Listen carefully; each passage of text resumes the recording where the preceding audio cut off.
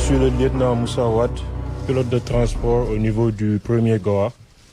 Donc là, nous venons d'une mission d'évacuation sanitaire de Ziguinchor. Donc chaque semaine, on a un équipage d'alerte qui se tient prêt en cas de mission urgente. Donc dès que l'équipage reçoit l'alerte, ils ont 1 heure de temps, voire en fonction de l'alerte et du niveau de maladie, degré d'urgence aussi. On peut avoir jusqu'à 1 heure de temps pour décoller, pour aller récupérer le malade. Donc pour ce cas-ci, il s'agit d'une évacuation de Ziguinchor. La piste elle est balisée, du coup à n'importe quelle heure, on peut faire une évacuation de Ziguinchor, même tard dans la nuit. Donc on a un malade couché et un malade assis. L'avion qui a été utilisé, c'est le CASA 235 de l'armée de l'air. Il nous permet d'atteindre tous les aérodromes du Sénégal. Le plus loin étant Kédougou, qui est à 1h45. Ziguinchor, c'est à 50 minutes de vol. Donc vous comprenez par là que le vecteur aérien est un outil le plus adapté qui nous permet d'arriver sur place en un temps record et offrir aussi un plateau médical assez développé pour permettre aux médecins de pouvoir effectuer les premiers soins, apporter des soins en cas d'urgence. Et par rapport au dispositif? Donc le dispositif aussi, la configuration de l'avion peut être changée en tout temps. Donc là, le CASA 235 nous permet d'avoir jusqu'à 18 malades couchés. Là, le dispositif qu'on a, on a 4 lits qui peuvent être superposés et on peut avoir jusqu'à 3 civières. Celui-ci nous permet, là on voit 1, 2, 3, 4, 5. L'autre version qu'on a, le Tango Tango Charlie, peut amener jusqu'à 18 malades couchés et 4 personnels médicaux ou amener jusqu'à 50 malades assis. Donc en fonction de la configuration de la mission, on change et on s'adapte selon le besoin et l'urgence. Donc lorsqu'on parle d'évacuation sanitaire, c'est l'armée de l'air offre à la direction de la santé des armées le vecteur aérien qui lui permet d'arriver sur place en un temps record. Donc on ne peut pas parler d'évacuation sanitaire sans le personnel médical. Donc on travaille en étroite collaboration avec le directeur de la santé qui nous donne l'équipe médicale. Donc une fois l'alerte donnée, on travaille avec l'équipe médicale pour aller récupérer le malade et lui prendre soin. Bonjour, je suis le médecin lieutenant Khadija Toufaï. Dans le cadre des évacuations sanitaires, le service de santé des armées travaille en étroite collaboration avec l'aviation militaire. Donc, l'objectif premier de l'évacuation sanitaire est de pouvoir ramener soit des blessés ou bien des patients présentant une pathologie devant être pris en charge dans une structure médicale particulière. Et grâce à cette évacuation sanitaire, nous pouvons ramener ces blessés dans les plus brefs délais. Donc, pendant l'évacuation sanitaire, le premier objectif, c'est de pouvoir être mobilisable le plus rapidement possible. Donc, il y a une équipe qui est en permanence en alerte, prête à embarquer à n'importe quel moment quand nous devons faire une évacuation sanitaire. Cette équipe est chargée de se déplacer jusqu'au niveau du blessé ou de la personne présentant la pathologie, de faire les soins sur place d'abord et ensuite de le conditionner pour le vol. Nous allons ensuite continuer à la prise en charge pendant le vol. Lorsqu'on arrive au niveau du corps aérien, la première chose à faire, c'est de descendre le blessé ou la personne présentant la pathologie, de l'amener au niveau de l'ambulance pour le conduire le plus rapidement possible au niveau de la structure médicale adaptée pour sa prise en charge.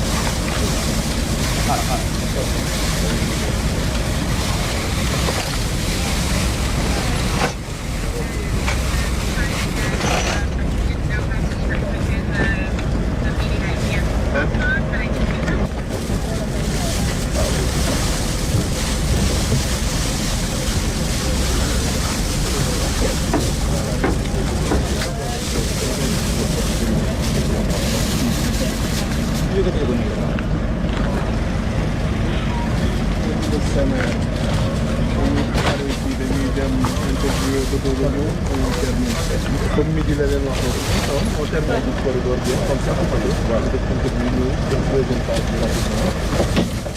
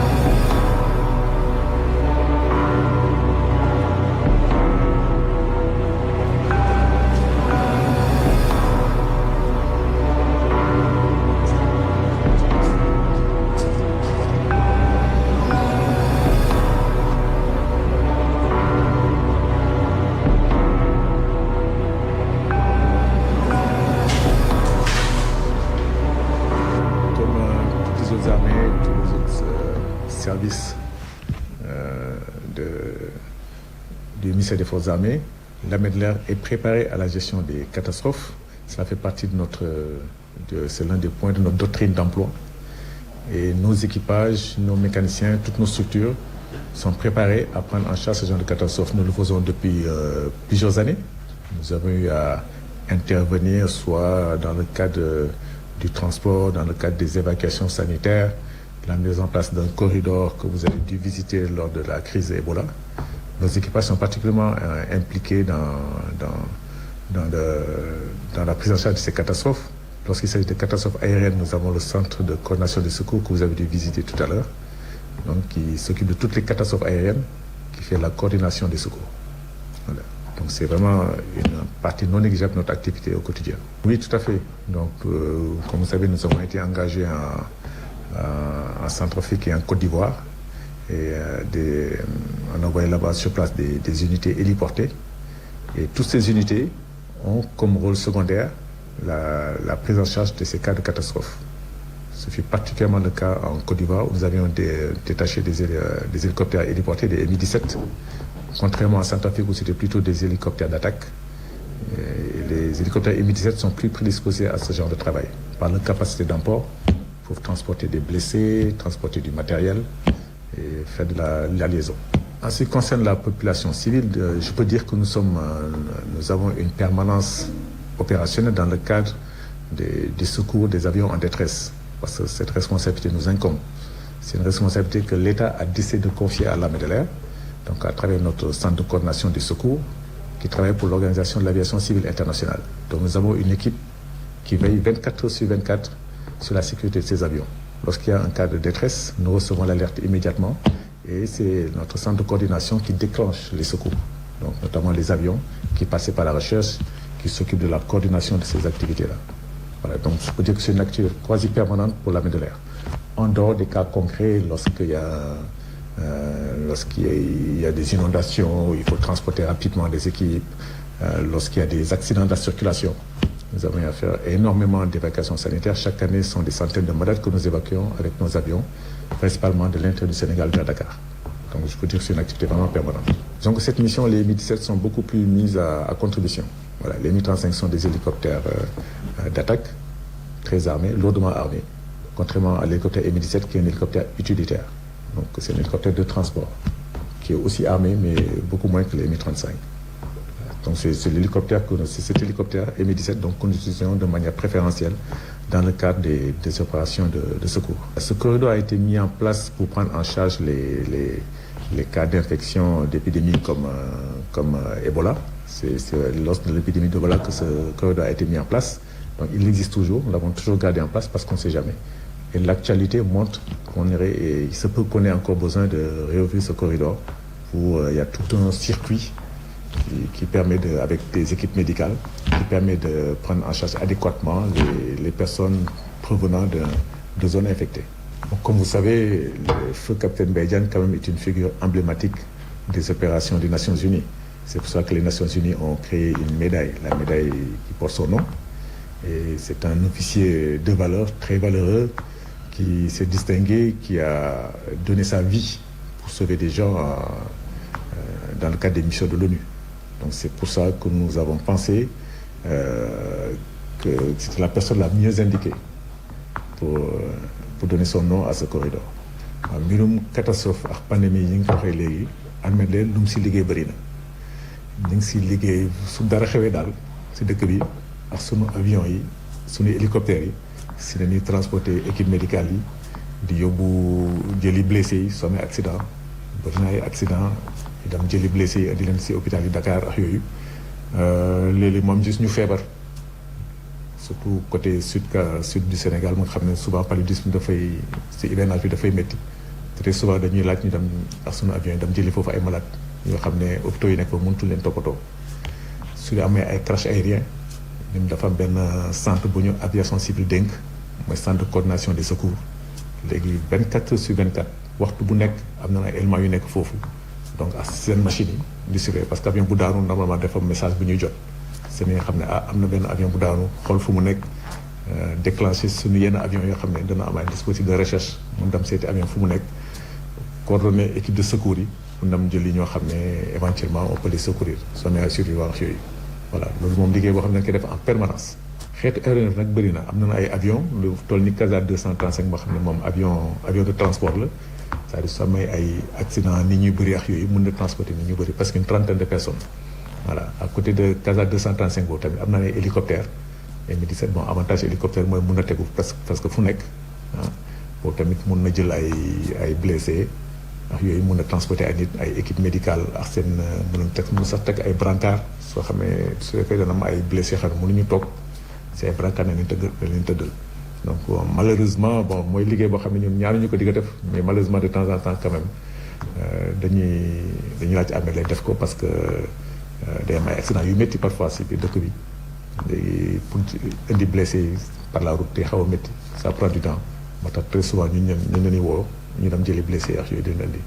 voilà ñun dana am lu ñuy wax équipage d'alerte mooy en permanence 24 heures sur 24 am na ay équipage yoo xam ne su ne prip ñu décoller dem jëli maladie voilà bon Sénégal nag dëkk bu rëy trop Kédougou sunu avion yu gën a gaaw yi ay une heure et quelques de vol ñu egg Kédougou mais daal lu si ëpp solo mooy ñun dañuy pare tout le temps suñu équipage yi tout le temps ñu ngi pare bu ñu soxlee rek ñu décoller immédiatement pour dem jël ñu dispositif boobu nañu jël en interne waaw si bitim réew jot nañu yóbbu yónni ay hélicoptère fële Côte d'Ivoire ak Centrafrique voilà bon Centrafrique moom ay hélicoptère de combat la hélicoptère d'attaque bu hélicoptère yi ñu gën a utiliser pour gérer ay catastrophes mais fële Côte d'Ivoire ay Mi-17 nañ fa amoon donc c'est des hélicoptères de transport am na armement mais du bokkul armement ak Mi-35 donc Mi-17 yi moom vraiment hélicoptère bu xarañ la c'est genre prise en charge catastrophe parce que mun na jël nit ñu bëri mun na jël matériel yóbbu ay équipe médicale ak yooyu voilà donc foofu loolu la fa doon liggéey tuuti bu leen yónnee fële Côte d'Ivoire. waaw corridor bi ñu ngi ko installé taw crise Ebola voilà léegi nag il faut dire que du armée leeg moo koy gérer entièrement fii la nekk si ñun parce que malade yi ñuy évacué par avion bon si aéroport dañuy wàcc bon après day am ay équipe médicale nag ñu jël en charge maladie bon ñun on les assiste point de vue matériel et cetera mais équipe médicale yi quand même ñooy nekk au premier plan voilà comme suñu def ay évacuation sanitaire ñun dañuy teg ay moyens à la disposition de l' équipe mais chaque fois suñu jëlee ay malade toujours dañuy ànd ak équipe médicale voilà ñoom ñooy gën a jël en charge maladie. voilà Mbaye Diagne nag dañ ko tuddee parce que vraiment officier de très grande valeur vraiment mun naa wax ne c'est une fierté nationale et c'est même léegi fierté internationale la parce que ONU même médaille bu ñu créé pour décorer ñenn ñi ñoo xam ne vraiment wane nañ ko xare ñoom trop seen liggéey fële si cadre Nations Unies Mbaye Diagne nañ ko tuddee voilà moo tax ñu tuddee ko parce que vraiment koo xam ne dem na ba jeex parce que joxe na bakkanam pour sauver yeneen nit ah donc moo tax vraiment moom nañu xalaat daal moo gën a mérité ñu tuddee ko corridor moo tax ñu tuddee ko. Bon, d'abord, je me présente, je suis le capitaine Mansour Kane, je suis le chef du centre de coordination et de sauvetage de l'armée de l'air. Donc c'est une unité au sein du premier groupement opérationnel de l'armée de l'air qui est chargée notamment de gérer les situations catastrophiques, les catastrophes aériennes notamment. En cas de crash aérien, c'est nous qui sommes chargés de coordonner, contrôler et diriger toutes les opérations de recherche et de sauvetage dans notre zone de responsabilité. Donc, je vais vous montrer tout à l'heure, puisque nous, globalement, nous coordonnons avec des structures civiles et militaires, même aussi paramilitaires. Globalement, les alertes, nous les recevons à partir de 3 sources, notamment soit avec un témoin, un civil ou bien n'importe qui de sources inconnues qui nous appelle souvent pour nous relater certains faits, des faits oculaires en fait. Ça peut être un paysan, un pêcheur, n'importe qui nous appelle pour nous dire que nous avons vu un aéronef cracher dans tel endroit, etc. Ça, c'est une source. L'autre source, c'est au niveau des organismes des organismes civils de contrôle de la circulation aérienne. Donc, parfois, ils nous appellent. Ils ont des pertes de contact, ils nous appellent pour nous donner certaines informations relatives à un aéronef. Et l'autre source, c'est au niveau des satellites. Donc, nous sommes en relation avec un centre qui est à Maspalmas qui nous donne certaines informations concernant le crash d'un aéronef. Donc, en détail, au niveau de la tour de contrôle, nous avons un dispositif qu'on appelle, c'est un réseau des services fixes de télécommunications aéronautiques. À travers ce dispositif, nous recevons les messages de détresse le plus souvent. Quand il s'agit d'un aéronef ou bien d'un navire, nous les recevons.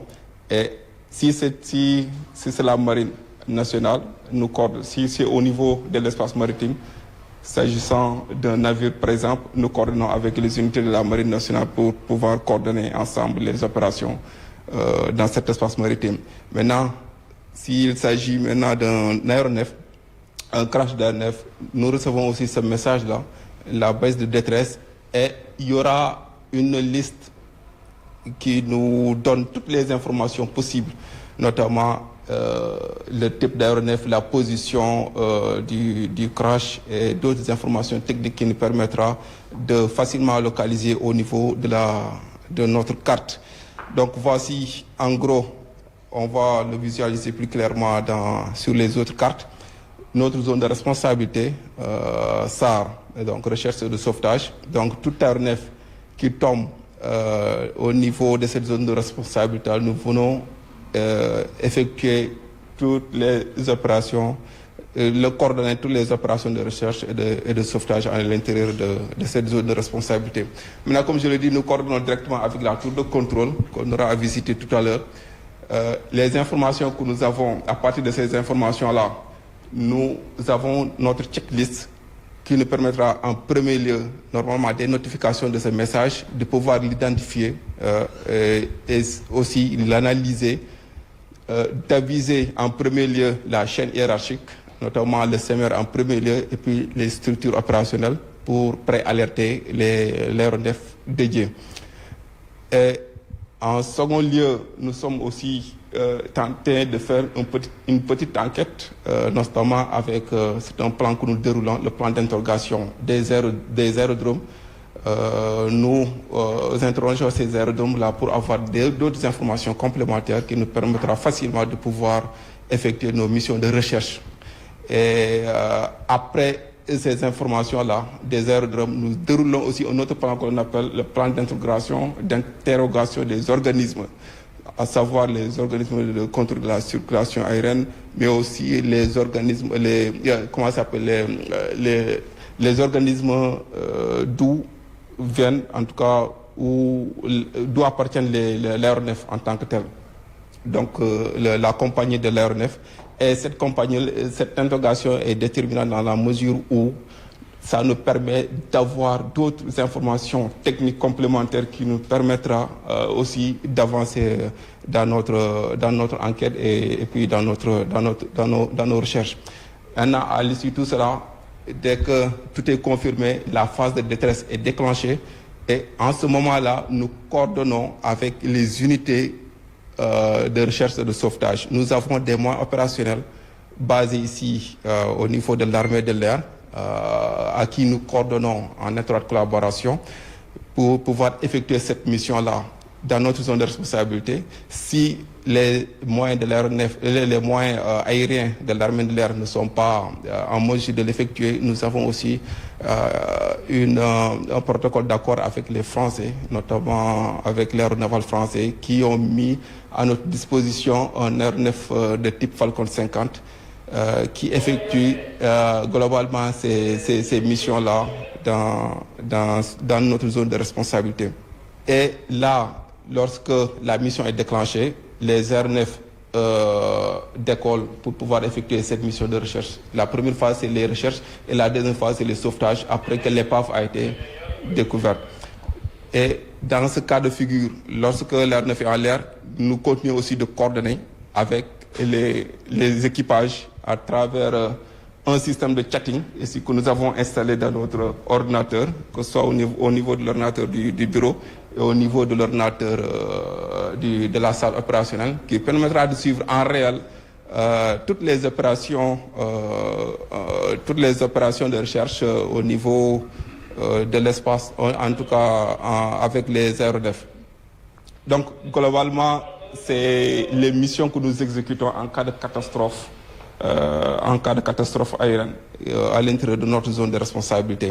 Donc la deuxième phase permettra peut-être d'aller voir le dispositif qui est basé au niveau de la tour de contrôle.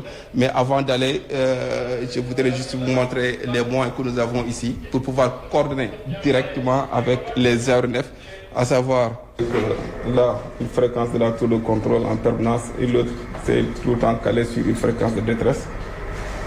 Ce sont les postes VHF-R. Et ici, nous avons un poste HF.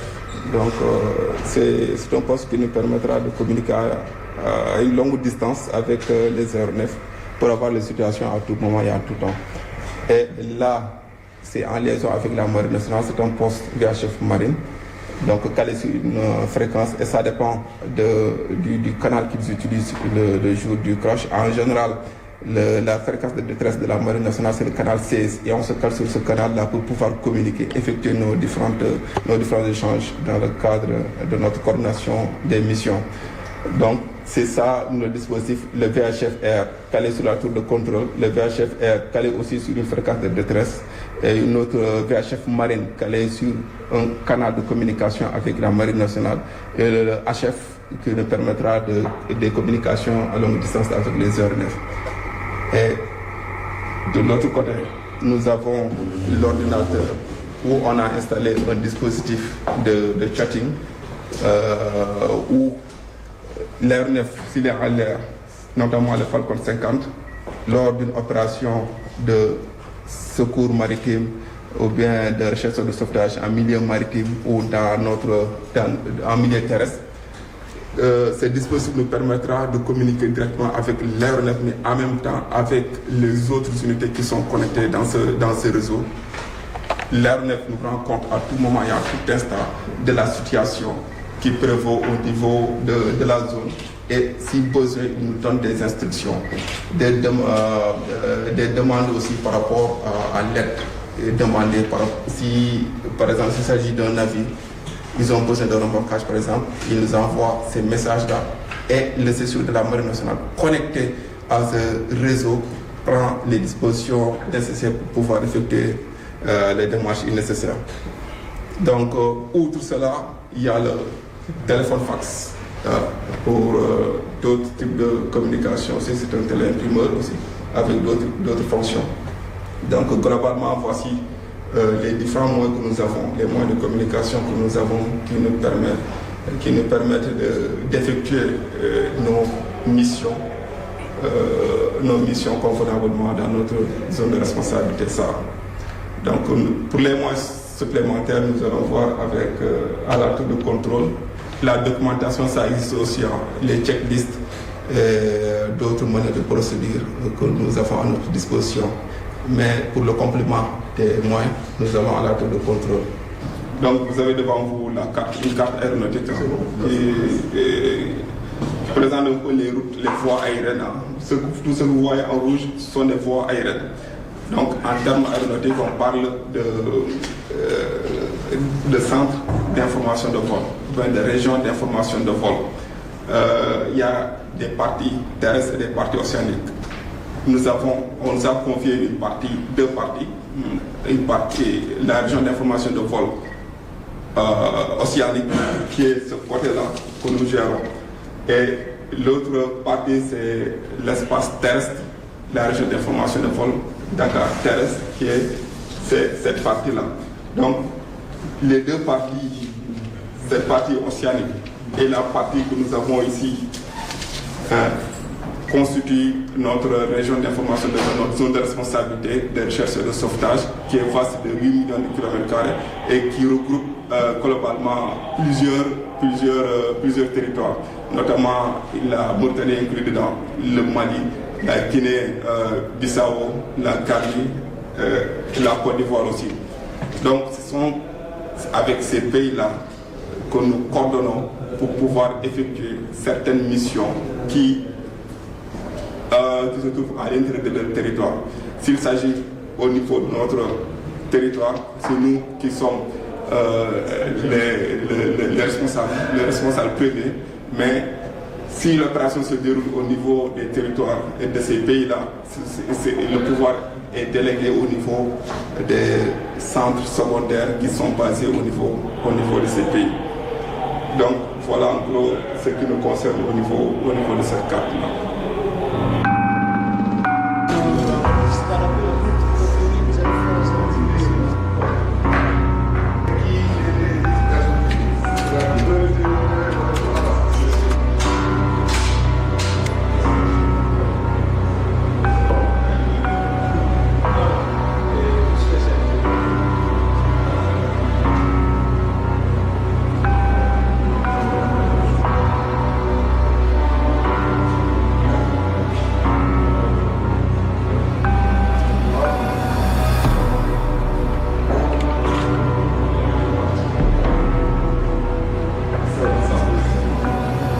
Je suis le lieutenant Serigne Abdou Khafour Diop. Je suis un contrôleur au niveau de la tour de Dakar. Donc, comme vous savez, depuis le 7 décembre 2018, donc depuis le départ des civils, c'est l'armée de l'air qui assure donc, le contrôle au niveau de la tour de Dakar. Donc ici, nous, comme vous savez, donc, notre travail donc, consiste à prendre en fait, le contrôle des avions au départ comme à l'arrivée. Donc, dans l'ancienne CTR de Dakar, c'est une zone avec un volume de 15 nautiques, avec un rayon de 15 nautiques, donc du sol jusqu'à une altitude de 4000 pieds. Okay. Donc, comme vous savez, donc, c'est ça notre boulot maintenant. Voici le matériel dont nous disposons pour vraiment pour faire ce métier. Donc, comme vous voyez, ici, nous avons 4 postes de travail. Donc c'est ces postes radio qui nous permettent à communiquer entre le contrôleur et le pilote qui est dans l'avion. Donc en cas de détresse, maintenant si nous recevons un message de détresse, que ce soit un message de détresse pour un bateau, ou bien un aéronef, ou bien une balise portée par un être humain, donc nous recevons le message à travers la machine MHS qui est là actuellement. Donc quand nous recevons le message, on ouvre le message pour le traiter. Si c'est un aéronef, nous on fait la coordination. Le service SAR, le CCS, il fait une coordination entre lui et le CERENA pour avoir le plan de vol de l'aéronef, pour avoir son aérodrome donc de départ, destination, son niveau de vol, bon, pour connaître en fait, on peut dire bon, son itinéraire, son trajet. Exactement. Maintenant, si c'est un message qui concerne un bateau, on prend le message et on envoie ça à la marine. Maintenant, la marine a une cellule de coordination et de sauvetage, donc qui traite tous les messages de détresse concernant les navires. Maintenant, si c'est une balise portée par un homme, par exemple, maintenant, suivant les coordonnées, on rencontre à notre chef. Après, suivant les coordonnées, on essaie maintenant de localiser là où la balise émet. Et à partir de là, on fait la coordination suivant la localité. Par exemple, avec l'aide des gendarmes, de la gendarmerie, de la police, ou bien de la sous-préfecture qui est là-bas, tout ça. Donc nous, par exemple, quand on reçoit un message, pour le traitement du message, pour n'importe quel message de détresse, on rencontre à notre chef. Maintenant, pour le traitement, normalement, on doit avoir 3 sortes de messages. Soit un message pour un bateau, soit pour un aéronef ou bien pour un être humain.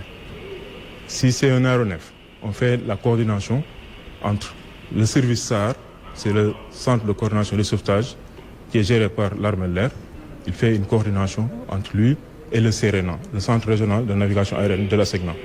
Maintenant, l'ASECNA va lui donner d'autres informations complémentaires, c'est-à-dire l'aéroport de départ, le niveau où l'avion était, c'est-à-dire son altitude et aussi sa trajectoire. Maintenant, suivant la trajectoire et aussi le niveau et aussi les coordonnées qui sont sur le message, là, on doit pouvoir connaître vraiment la zone ou bien la zone probable en fait, bon, du crash, ou bien si l'aéron n'est pas crashé, bon, même s'il est en train de voler, mais au moment où l'avion émet un message, le lieu sera au niveau du message. Donc avec les coordonnées, nous on pourra savoir exactement là où l'avion est. Maintenant pour un message pour un bateau. Pour un bateau, maintenant ça c'est la marine qui traite ça. Donc nous, ce que nous faisons, si c'est un message qui concerne un bateau, on prend le message et on envoie ça à la marine. Maintenant, c'est la marine qui doit faire les investigations, tout pour connaître là où le bateau est, est-ce qu'il est réellement en détresse ou bien si seulement c'est une fausse alerte. Donc, Tour de Dakar, ñun actuellement, ñu ñoo prendre en charge aéronef yi nga xam ne ni ñoom ñooy évoluer ci espace Dakar. waaw aéronef yi génn wala yi ñëw yëpp ñu ñoo koy prendre en charge. léegi prendre en charge boobu tamit pour nga mun ko def dafa am ay jumtukaay yoo xam ne nii moo tax nga di ko mën a def lu ci mel ni poste de travail yi donc ay rajo la yoo xam ne nii mooy tax yow nga mën a di jokkoo entre ñun ak pilote bi. waaw boo gisee rajo yi am nañ ci lu tolloo 4 yoo xam ne ñoom ñi ngi fi léegi ci biir liggéey boobu tamit dañuy liggéey ak suñu contrôleur civil yi nekk ASECNA. maanaam avion bi su fekkee ni day jóge Dakar pour génn Dakar comme que ñun suñu zone bi ñu dénk Dakar rek la bu waree génn Dakar kon dañuy def benn coordination ñun ak civil yi ndax avion bu xasee bu génn Dakar rek civil yi ñoo koy yor ñoom ñooy continuer ak avion ba avion fu mu jëm. avion bi tamit bu fekkee day ñëw tamit bu waree dugg Dakar ñoom dañuy coordonner ak ñun pour que avion bu xasee bu dugg Dakar léegi ñun ñu daal di koy prendre en charge ba avion ñëw atterrir waaw. léegi suñu paree ci loolu tamit côté sauvetage bi côté sauvetage bi tamit am nañ benn machine boo xam ne nii moo ñuy permettre ñu mën a jot message yi nga xam ne nii message bateau wala avion wala doomu aadama bu yor balisam. léegi message yooyu mooy message yi nga xam ne nii avion bi su nekkee dafa am jafe-jafe wala bateau bi nekk à jafe-jafe wala doomu aadama bi am ci fam nekk mu nekk ci àll bi wala ci géej gi am fa jafe-jafe daf koy activer. léegi su ko activer am nañ machine boo xam ne nii moo ñuy permettre léegi ñun ñu jot message bi. léegi buñ ko jotee bu fekkee ni wàllu avion la loolu moom ñun ñoo koy traité ñun loolu mooy suñu responsabilité loolu tamit si benn wàll si suñu liggéey la waaw. bu fekkee ni message bu xam ne nii pour waa marine la donc dañuy jël message bi ñu envoyé ko waa marine ndax marine ñoom amuñu ab machine bu leen di may ñu jot message waaw. donc boo xoolee xeetu message yooyu rek lañ fi jot. Oui, je suis le commandant Ousmane Ngom, chef de corps du premier groupement opérationnel de l'armée de l'air. L'armée de l'air a en charge la défense de l'intégrité du territoire comme mission principale et permanente. Mais à côté de cette mission permanente, il y a des missions conjoncturelles qui rentrent un peu dans le cadre de notre appui au développement socio-économique. Et c'est dans ce cadre qu'il faut inscrire le rôle de l'armée dans la lutte contre les pandémies et les catastrophes. Et dans ce cadre, l'armée de l'air contribue avec des moyens aériens, mais aussi avec des ressources humaines et se base aussi sur des procédures pour pouvoir accomplir cette mission de lutte contre les pandémies et les catastrophes naturelles. Voilà, s'agissant des moyens aériens, on dispose d'aéronefs, donc des avions et des hélicoptères. Parmi les avions, nous avons par exemple le CASA 235 qui a une capacité de 12 lits, des malades donc couchés, mais qui peut amener jusqu'à une trentaine de passagers en version médicalisée. À côté donc de l'avion, nous avons également les hélicoptères de type Mi-17 qui peuvent prendre 12 malades couchés ou 20 malades assis, mais également le Mi-35 qui peut faire certaines missions d'évacuation. Et pour ce qui est du personnel, donc l'armée de l'air s'adosse sur des équipages qualifiés pour pouvoir exécuter ces missions. Et pour ce faire, nous disposons d'équipages en alerte pour pouvoir exécuter dans un délai de 1 heure la mission d'évacuation sanitaire. Évidemment, on le fait de concert avec la direction de santé des armées. Par exemple, dans la mission Ebola, pour le seul cas que le Sénégal a connu, ce cas donc a été, disons, transporté par les moyens de l'armée de l'air pour que l'élément concerné puisse retourner. Mais de tous les jours, on a quand même des évacuations sanitaires. On en compte jusqu'à une centaine par jour des malades, des blessés qu'on évacue. Et l'avantage est qu'avec le moyen aérien, on peut très rapidement atteindre ces zones qui sont éloignées de Dakar, les prendre et les ramener. En guise d'exemple, d'ici Kédougou, on fera à peine 1h30 et en 1h30 quand même on peut sauver des vies humaines.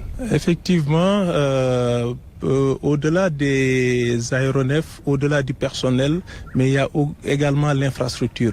Non seulement l'aéroport nous permet d'opérer H24 en tout temps, mais également on a un dispositif qu'on appelle communément le corridor humanitaire, baptisé Capitaine Baïdiagne, qui nous permet de mener une certaine ségrégation entre le personnel, disons, affecté, infecté et le reste du personnel. Donc c'est des infrastructures qui ont été là depuis le début de la maladie ou de la pandémie à virus Ebola. Absolument. Dans le cadre des OPEX, donc on a eu par le passé engagé des hélicoptères d'abord en RCI type Mi-17, mais plus récemment des hélicoptères type Mi-35 en RCA.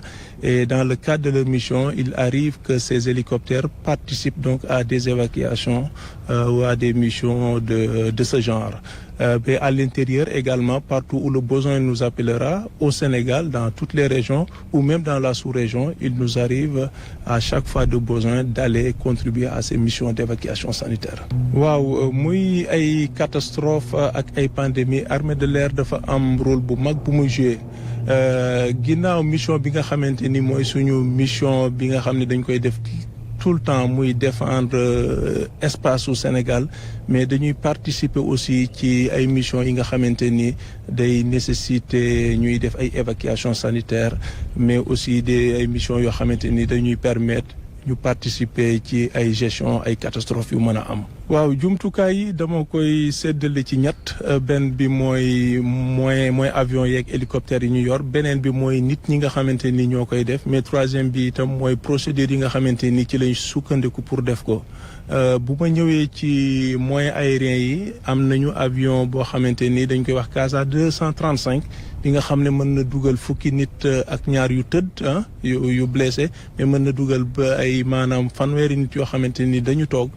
À côté avion bi aussi am na ay hélicoptères yoo xamante ni mën nañ jël ba ñaar fukki nit ñu toog wala fukki nit ak ñaar yoo xamante ni dañu tëdd pour mën a dem rapidement ci lu tolloog waxtu ba ñaari waxtu dem jëlee leen fu sori andi leen pour ñu mën leen a jël en compte ci structures yi ñu am fii nii mais ginnaaw moyens yooyu aussi ay nit ñooy def liggéey bi nit ñoo xamante ni dañ leen a tàggat ba ñu xamante ni saa buñ nee ñu topp rek dañuy mën a jóg def mission booba wante itam infrastructure yi ñu fi am muy aéroport bi muy locaux yi ñu leen di jaarale yooyu yëpp day permettre bu catastrophe amee ñu mën ci jóg loolu la. absolument ginnaaw li ñuy liggéey fii ni suñu mbir réew ci suñu citoyens yi di ko jëriñoo bitim réew itam Sénégal daf ci engagé woon armée de l'air engagé wu ci benn bi ma la ciy jox exemple wala ñaar mooy fa la ñuy wax Côte d'Ivoire amoon nañu fa ay hélicoptères Mi-17 yoo xamante ni dañ fa nekkoon et itam bu yàggul dara am nañu ay hélicoptères Mi-35 yu nekkoon RCA yoo xamante ni mission yëpp yi nga xamante ni dañu waroon a dem pour mën a participer ci ay mission yu demee noonu dañ ci contribuer Sénégal daf ci mës a taxaw armée de l'air daf ci mës a taxaw ci ñaari mission yu mel noonu. Je suis le médecin lieutenant Khadijatou Faye, je suis le médecin-chef du centre médical de garnison de Terme Sud à Ouakam.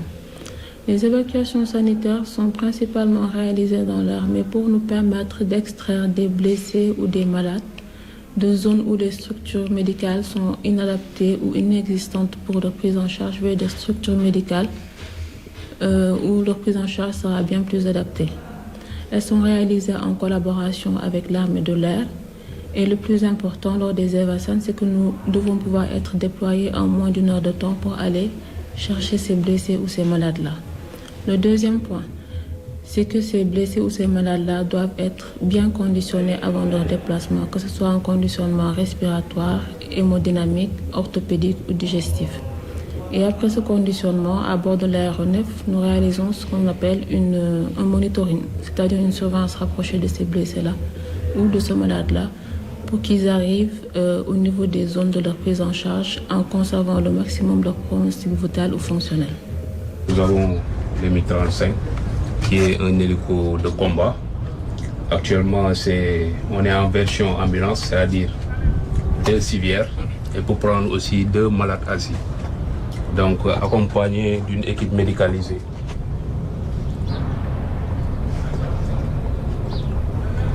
Maintenant, si par exemple nous n'avons que des malades assis, on peut prendre jusqu'à 7 malades.